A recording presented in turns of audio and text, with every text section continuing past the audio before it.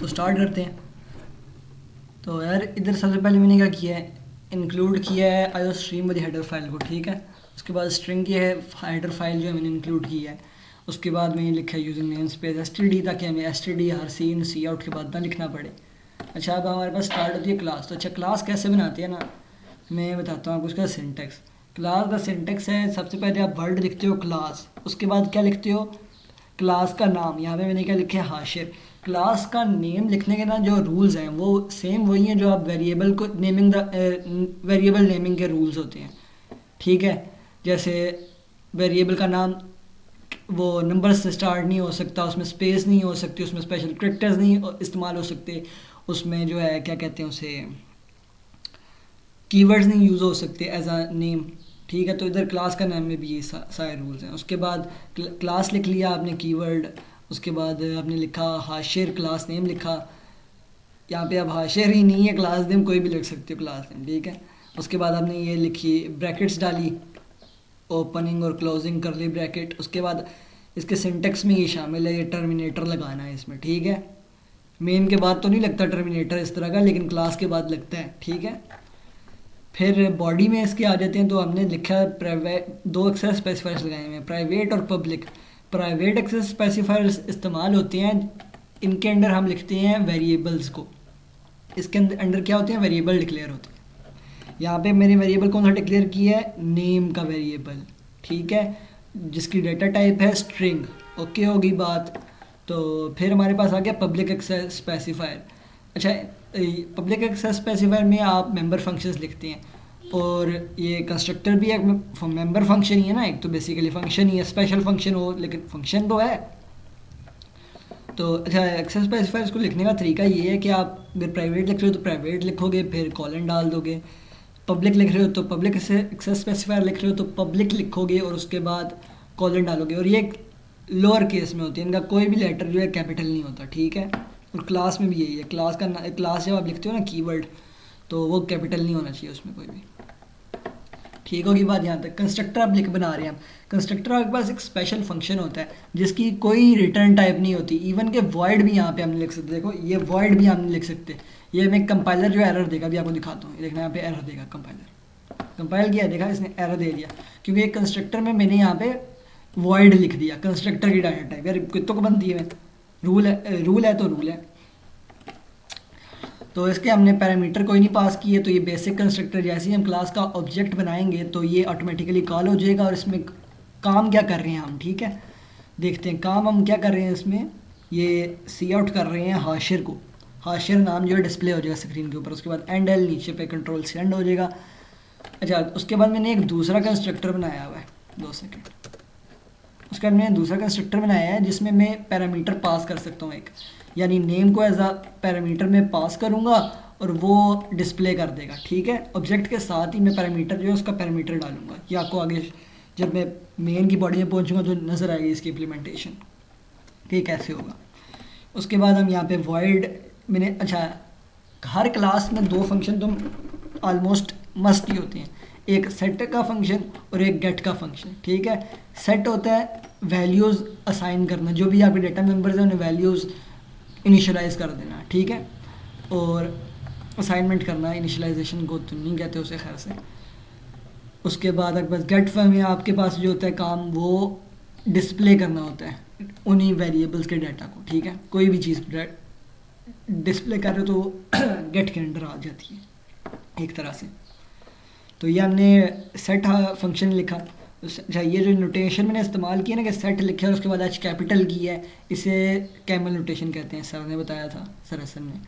और उसके बाद पैरामीटर्स हमने लिख दिया यहाँ पे, और इसकी मैंने रिटर्न टाइप वॉइड लिखी है। भाई वॉइड क्यों लिखी है, क्योंकि इसमें मैं वैल्यू असाइन कर रहा हूँ नेम को, ठीक है। मैं उससे कोई रिटर्न वापसी नहीं ले रहा चीज़, यहाँ पे कोई मैं रिटर्न नहीं कर रहा कि भाई मुझे रिटर्न कर दूँ अब नेम, ठीक है। मेरे यूज़ ही नहीं करना मेन के अंदर, ठीक है। तो मैं इसे क्यों लिखूँ, इसलिए मैंने उसकी रिटर्न टाइप वॉइड कर दी। और मैंने इसका पैरामीटर दे दिया, इसे एक स्ट्रिंग बी कर दिया, ताकि वो जो नाम मैंने इसके लिए सेंड करना है इधर, जब कॉल करूँगा तो मैं जो नाम एज अ पैरामीटर पास करूँगा तो वो इधर आके नेम में सेव हो जाए, ठीक है। इसे असाइन हो जाए नेम को, वैल्यू इसकी सेट हो जाए। उसके बाद गेट फंक्शन में क्या हो जाएगा, जो भी नाम मैंने असाइन किया है या फिर जो भी डिफ़ॉल्ट वैल्यू थी, अगर असाइन कर दिए तो असाइन वाली वैल्यू, और अगर असाइन नहीं किया कोई वैल्यू आपने नेम को, तो जो भी आपने कंस्ट्रक्टर में वैल्यू दी हुई थी तो वो आ जाएगी। ठीक होगी बात। तो हम ये बॉडी यहाँ तक क्लोज होगी। उसके बाद हम पहुँच गए जी इंट मेन के ऊपर। इंट मेन में आप क्या आ जाते हैं, बॉडी। इंट मेन लिखा आपने, उसके बाद यहाँ पे बॉडी आ गया प्रोग्राम की। तो यार यहाँ पे मैं खा गया एक चीज़, रिटर्न ज़ीरो। आज ही सर ने बोला था कि बेटा आप टोटल पूरा तो करो ना, ज़रा उसकी फॉर्मेलिटी तो पूरी करो। ठीक है। तो यहाँ पे ऑब्जेक्ट कैसे बनता है। अब ऑब्जेक्ट के लिए सबसे पहले आप क्लास नेम लिखते हो। ये क्लास नेम कौन सी है, जो आपकी क्लास नेम ऊपर है। ठीक है। तो ये हमारे पास क्लास नेम थी, हाशिर थी। क्या थी क्लास नेम, क्या था क्लास नेम, हाशिर था। क्लास का नाम हमारे पास हाशिर है। अब उसके बाद स्पेस दिया, ऑब्जेक्ट का नाम, जो भी आपने ऑब्जेक्ट बनाना है उसका नाम लिख दिया, तो ऑब्जेक्ट बन गया भाई। H1 मैंने बनाया। H1 में अब कौन सा कंस्ट्रक्टर कॉल होगा। अच्छा, कंस्ट्रक्टर क्या होता है, ऑटोमेटिकली कॉल। ऑटोमेटिकली कॉल हो रहा है और उसकी क्या कंडीशन थी कि नेम जो है उसका क्लास नेम जैसा होगा। ठीक है। तो ये जो विदाउट, इसमें मैंने कोई पैरामीटर ऑब्जेक्ट में पास नहीं किए ना, तो इसलिए हमारे पास ये विदाउट पैरामीटर वाला कंस्ट्रक्टर चलेगा और ये सी आउट करेगा सबसे पहले हाशिर। उसके बाद क्या है, मैंने दूसरा ऑब्जेक्ट बनाया H2। ठीक है। और उसमें मैंने पैरामीटर पास किया मोहम्मद, वैल्यू ये पास की। डबल कोड इसलिए डाली है ताकि, क्योंकि मैंने स्ट्रिंग है ये सिंगल करेक्टर तो नहीं है या नंबर तो नहीं। अगर नंबर होता तो मैं डायरेक्ट इधर वैल्यू लिख देता, और अगर कोई सिंगल करेक्टर होता तो इससे मैं सिंगल कोट में लिखता। ठीक है। अभी क्योंकि ये एक नंबर ऑफ करेक्टर्स है, एक स्ट्रिंग है, तो इसलिए मैंने डबल कोट्स के अंदर लिख दिया है। और ये मैंने वैल्यू पास की है, तो इससे कौन सा कंस्ट्रक्टर चलेगा, ये वाला कंस्ट्रक्टर नहीं चलेगा जो आपके पास विदाउट पैरामीटर है। जिसमें पैरामीटर है वो वाला कंस्ट्रक्टर चलेगा, ये वाला। अब वो कंस्ट्रक्टर जो मोहम्मद वैल्यू है वो हमारे पास यहाँ पे ए में आ गई। उसके बाद ए को मैंने वैल्यू किसे दे दी, नेम को वैल्यू दे दी, ए की वैल्यू, और सी आउट कर दिया मैंने नेम इक्वल्स टू नेम। अच्छा यार, ये नेम वैल्यू, ये थोड़ा सा कंफ्यूज ना हो जाए, ये मैंने ये जो है ये डिस्प्ले होगा और ये नेम है वेरिएबल का, वेरिएबल का नेम ये जो यहाँ पे था। ठीक है। अब इस नेम के अंदर स्टोर किया है, फिलहाल मोहम्मद स्टोर है। अब वो उसने सी आउट कर दिया नेम इक्वल्स टू मोहम्मद। अब थर्ड में वो क्या कर रहा है, H1 में, H1 ऑब्जेक्ट से, अच्छा जब हम जो फंक्शन हमने ना कॉल करने होते हैं उन फंक्शन को एक्सेस कैसे किया जाता है, डॉट ऑपरेटर के जरिए। ठीक है। तो ये डॉट ऑपरेटर लगाया हमने, और उसके बाद जो फंक्शन हमने कॉल करना था वो लिख दिया। अब उस फंक्शन में सेट में हमने भी कॉल किया, तो सेट में क्या था, पैरामीटर था, तो मैं पैरामीटर देना पड़ेगा। अब मैंने यहाँ पे अली पैरामीटर दे दिया, तो इसने सेट क्या किया, यहाँ पे गया, इसने ये वैल्यू बी में थी, अली, अली सेव होगी बी से। उसके बाद ये हमारे पास नेम के अंदर चली गई वैल्यू। ठीक है।